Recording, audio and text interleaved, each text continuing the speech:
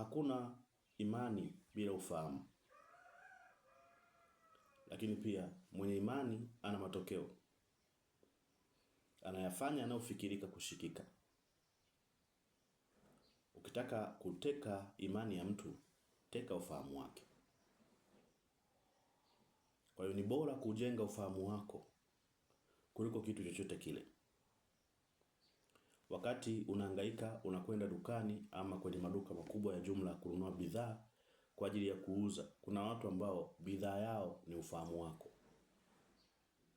Kwa hiyo jua thamani ya ufahamu wako kabla ya kujua thamani ya pesa. Kwa sababu wapo ambao wapo tayari kutoa fedha unazozitaka kwa ajili ya kuupata ufahamu wako.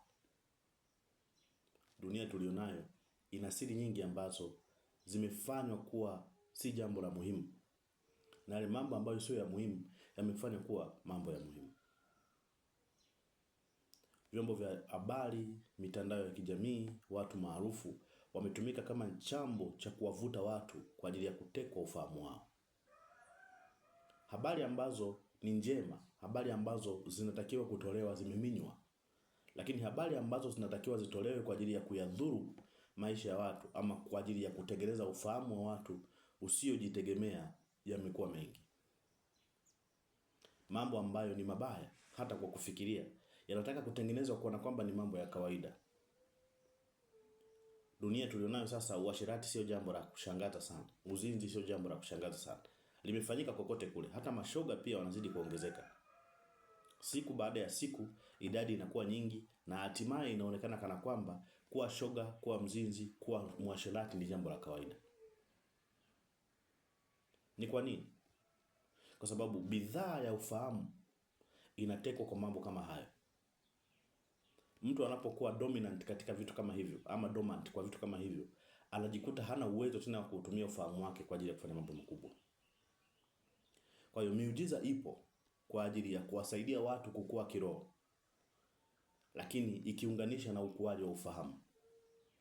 Lakini miujiza isiyokuza ufahamu ni madawa ya kulevya ambayo utayahitaji leo, kesho na kesho kutwa.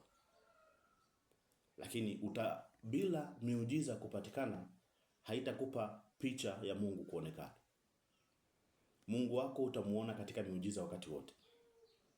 Utakapoona hakuna miujiza utaamini Mungu ameondoka. Lakini kiukweli maisha ya kupitia katika majaribu yanalenga kuukuza ufahamu wako. Lakini kuna watu wanayakimbia majaribu kwa ajili ya kutafuta miujiza. Ili wapate miujiza, wamshukuru Mungu, waseme kwamba Mungu ametenda kupitia muujiza fulani. Lakini katika ufahamu wao wamebaki pale pale walipokuwa. Sasa kipi bora? Muujiza ama ukubali ufahamu wako uongezeke? Ufahamu unatupa nguvu ya kuyavuka matatizo mengine. Ufahamu unatupa nguvu ya kuyagundua ambayo yalikuwa hayajagundulika. Pamoja na uwekezaji wa shetani na watu wake kwa ajili ya kuteka fahamu ya watu, kwa sababu anajua kupitia ufahamu wa watu anaweza kupata watu wengi kwenda kwake. Ndicho kinachoendelea hata sasa. Watu wamekuwa tayari kuyafanya yasiyopendeza kana kwamba yanapendeza.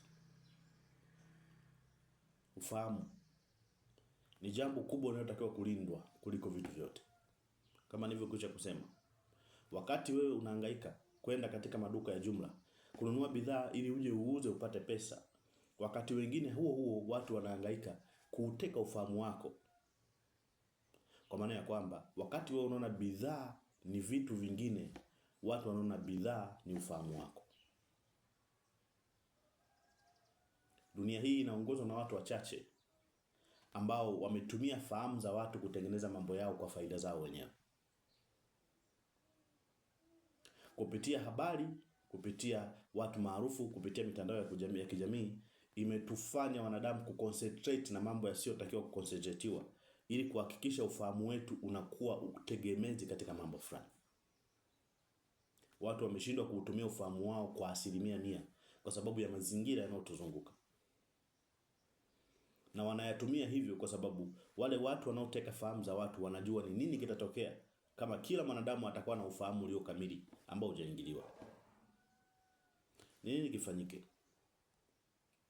Yaliyo mabaya yaendelee kujulikana kama mabaya. na aliyo mema yaendelee kujulikana kama mema.